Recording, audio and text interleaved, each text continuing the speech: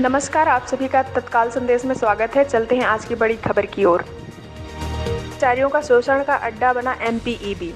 Vindhya outsource कर्मचारी संगठन पवन तिवारी के साथ अन्य कर्मचारियों की न्याय की मांग के लिए 15 दिवसीय धरने पर। मध्य प्रदेश विद्युत मंडल को कंपनियों में बांटने के बाद कर्मचारियों के प्रति कंपनियों का रवैया शुरू से नकारात्मक रहा। कर्मचारियों को इतने जोखिम भरे कामों के बावजूद किसी प्रकार की सुरक्षा नहीं है। इस शोषण से परेशान होकर विंध्य आउटसोर्स कर्मचारी संगठन ने एमपीईबी के खिलाफ आंदोलन और आमरण अनशन प्रारंभ कर दिया है। संगठन का कहना है एमपीईबी के आउटसोर्स कर्मचारियों को किसी प्रकार की सुविधाएं नहीं दी जाती, लेकिन वर्तमान में सबसे खतरनाक यह है कि सुरक्षा मापदंडों की कमी होने पर एक्सीडेंट होने के बावजूद एमपीईबी किसी प्रकार के कर्मचारियों की मदद नहीं करती। अपनी 12 सूत्री मांगों को लेकर धरने में बैठे कर्मचारी संगठन की सुध 15 दिन बाद लेने के बाद 14 फरवरी को अधीक्षण यंत्री के माध्यम से जवाब दिए गए, जिसमें ज़्यादातर जवाब गोलमोल और भ्रमित करने वाले थे। खासतौर से संघ के अध्यक्ष का आरोप है कि पवन तिवारी के मामले में दिए गए तथ्य पूर्ण रूप से झूठे हैं। उसे मुआवजे की राशि सही तरीके से नहीं दी गई।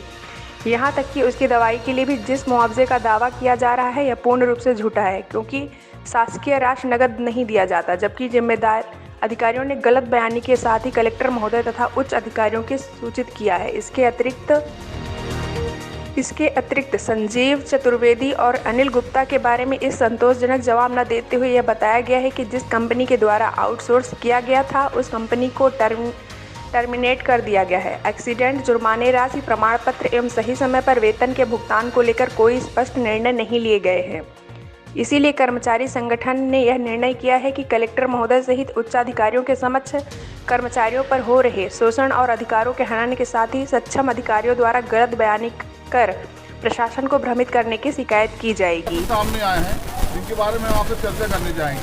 ऐसे कौन से तथ्य सामने आए हैं जिससे सर्किल ऑफिस या आपका अधीक्षण यंत्री कार्यालय सवालों को घेरे हैं? कौन से तथ्य सामने आए, बताइए आप। आज कई दिन से 31 तारीख को जो हम लोगों ने मांग पत्र दिया था उसके जवाब में आज इन्होंने एक पत्र जारी किया और जिसमें कुछ लेखा जोखा दिया, खासकर पवन तिवारी के बारे में। जब इन्होंने लिखा कि पवन तिवारी को 2 लाख, तो 2 लाख तो इनकी विकलांगता के मिले।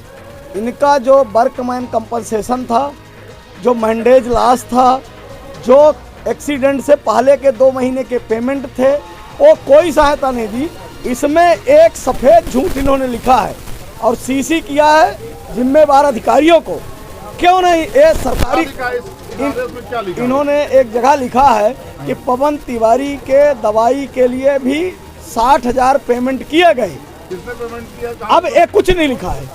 पेमेंट का मोड क्या है, टाइप ऑफ पेमेंट, जो आदेश पत्र टाइप है, ये मुख्य अभियंता महोदय का साइन है।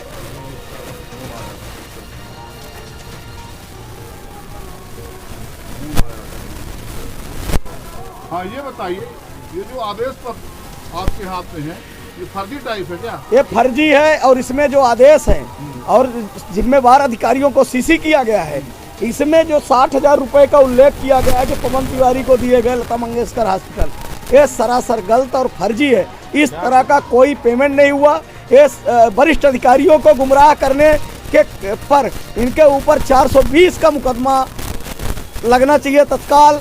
जो इसके लिए आप क्या करेंगे? आपको ये पूरे तरीके से मालूम है कि पवन तिवारी को झूठा बताया गया कि हमने 60,000 रुपये की सर्किल ऑफिस में मदद की, ये झूठा है, ये साबित हो रहा है जी। आप इस पर अग्रिम कार्रवाई के लिए आप क्या करेंगे? अभी हम लोग आमरण अनशन में अगस्त क्रांति के जो हमारे और पदाधिकारी हैं, कल लोकायुक्त, यूओडब्ल्यू और संबंधित अधिकारियों से मिलेंगे। कलेक्टर को सीसी किया गया है, इसलिए कलेक्टर महोदय से भी मिलके और इनसे जवाब मांगेंगे कि वो 60,000 रुपये किस टाइप से, सरकारी पैसा कैश तो दिए ना होंगे, इन्होंने आरटीजीएस किया, नेफ्ट किया या चेक से पेमेंट किया, तो कल इनसे जवाब लिया जाएगा। बाकी आमरण अनशन जो चल रहा है ये बहुत बड़ा घोटाला, इस और कई वर्षों से लूट का अड्डा जो बना हुआ है कार्यालय, रीवा के युवाओं के भविष्य के साथ उनके बेरोजगारी और उनकी मजबूरी का फायदा लेके जिस तरह का शोषण किया गया है, इनके पाप का घड़ा भर गया है और फूट रहा है।